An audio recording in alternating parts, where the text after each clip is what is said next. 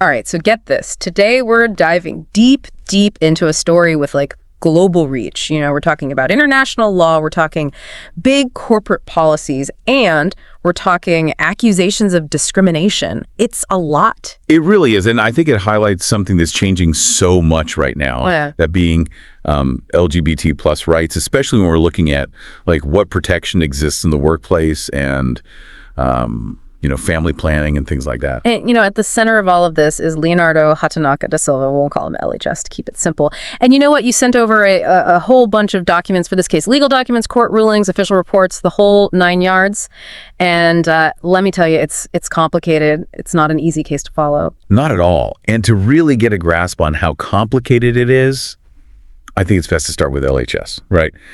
Who he is, how he ended up in Argentina, all of that. Yeah, because this isn't just an Argentina thing, right? It really involves his entire international career. And he spent a lot of that time with Sanofi. He's actually Brazilian, worked for Sanofi back in Brazil, climbed the ladder there, then did the same thing in Chile. And then, this is 2021 now, he gets offered this huge promotion. He's going to be the head of oncology for the whole Southern Cone, and that position's based in Buenos Aires. Big deal, right? Absolutely. That's a very coveted position to have. And the fact that he was brought on as what they call an expat, that's important for later on when we get into the legal weeds of it all. Right. So picture this LHS. He's at the top of his game, decides to move to a whole new country with his husband, and they're ready to start this exciting new chapter.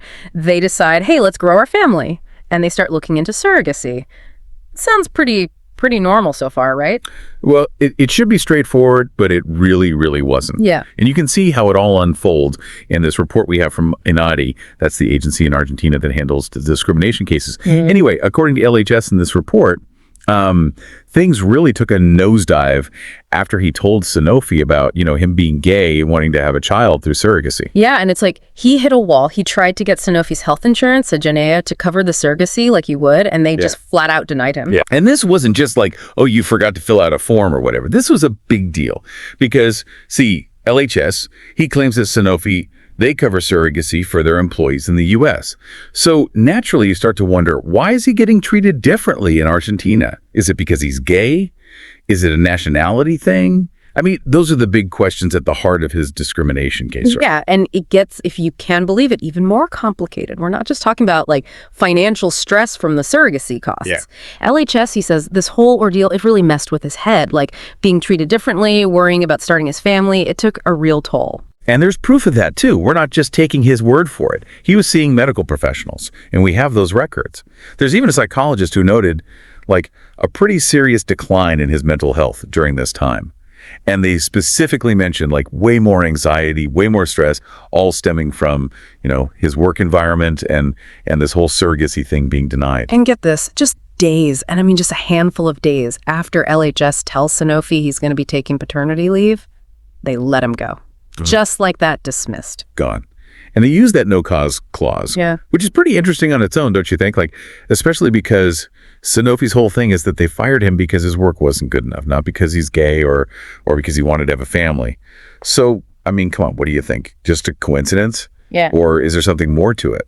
Right. It's almost like they were looking for a reason, any reason, if it was truly about his work, why not follow the process? Why not the performance improvement plan, the warnings, all that?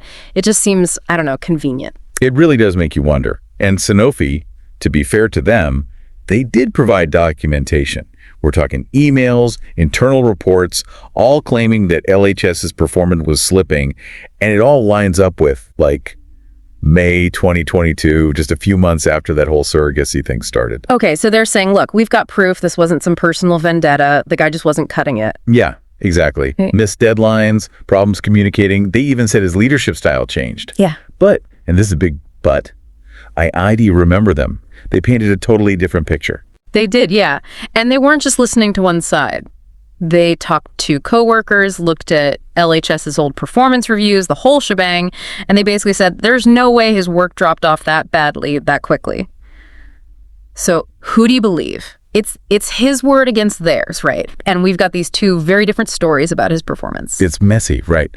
And it gets messier because Sanofi They throw out this whole other argument, the legality of surrogacy in Argentina. Right. Because at the time, it wasn't exactly legal. Exactly. So Sanofi, they're basically saying, look, even if we wanted to cover the surrogacy, we couldn't. It wasn't even legal here. So, case closed. So that's it then. End of story.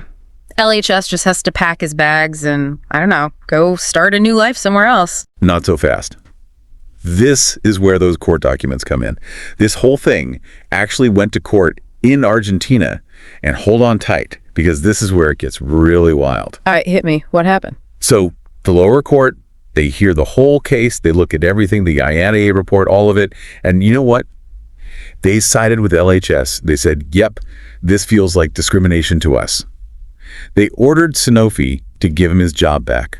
Wow. That's huge. Talk about a win for LHS. So did they, actually give him his job back? Well, that's the thing about these big corporations. They've got, options. Sanofi, they appealed the ruling, took it to a higher court. Okay, so what did the higher court say? Did they agree with the lower court? Well, this is where it gets even more complicated, because the National Court of Appeals, and this is important, they overturned the original ruling.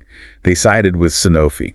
What? Seriously, how can they just, undo all of that? What was their reasoning?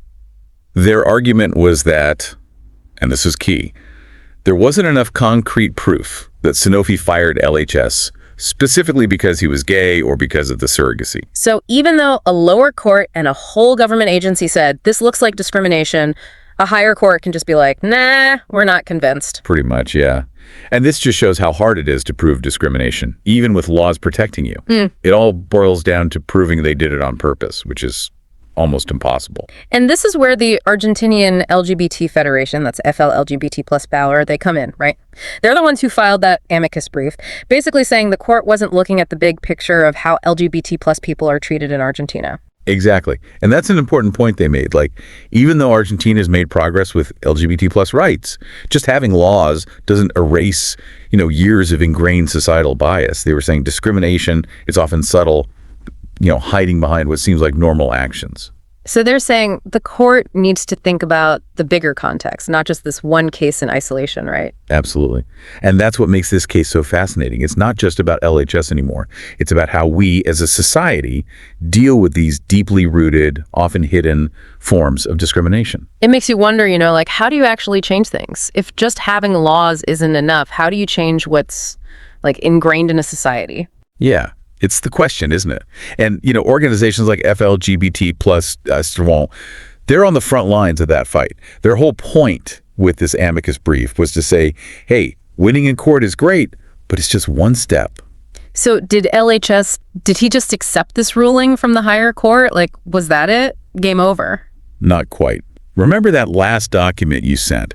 The petition to the IACHR, the Inter-American Commission on Human Rights. And this is where things get really interesting, especially when we're talking about international law and all of that. Okay, so they're going big, huh? Taking their case to a whole other level. But what are they hoping to accomplish with this? Well, they're making the case that Argentina messed up. By not siding with LHS, they're saying Argentina broke international human rights agreements that they're supposed to follow. And they're not just looking for an apology or whatever. They're asking for protection for LHS and his family. Protection. What does that even mean in this situation? So they had to move back to Chile after he lost his job, and things haven't been easy. Money's tight, and there's even been, fear for their safety. The IACHR, they can step in and say to Argentina, hey, you need to protect these people. It's happened before in other cases. So this one case, it could actually change things, not just for LHS, but for how Argentina deals with stuff like this in the future. Maybe even influence other countries too. Exactly. And even though the IACHR, they don't have the same power as a court in Argentina, their decision, it sends a message. It puts pressure on governments. It makes corporations think twice about how they act, even across borders. Wow. Okay, so we've covered a lot today. Legal battles, conflicting stories, even international implications. What's the, big takeaway here? What should our listeners remember from all of this? For me, it's a reminder to, stay informed. Question everything. Don't just take things at face value. This case, it shows just how sneaky discrimination can be, how complicated the legal system is, and how much work we still have to do to really achieve equality. It's like you said at the beginning, it's like a constant evolution, and it's on all of us to be a part of it, right? Yes. Whether that's speaking out when we see something wrong, supporting groups like FLGBT+, or even just, like you said, learning more about these issues so we're more aware. Exactly. We all have a role to play. Well, on that note, that's a wrap on this deep dive. Big thanks to you for breaking down this incredibly complex case with us. And to all our listeners, as always, thank you for joining us. Keep those questions coming. And until next time, stay curious.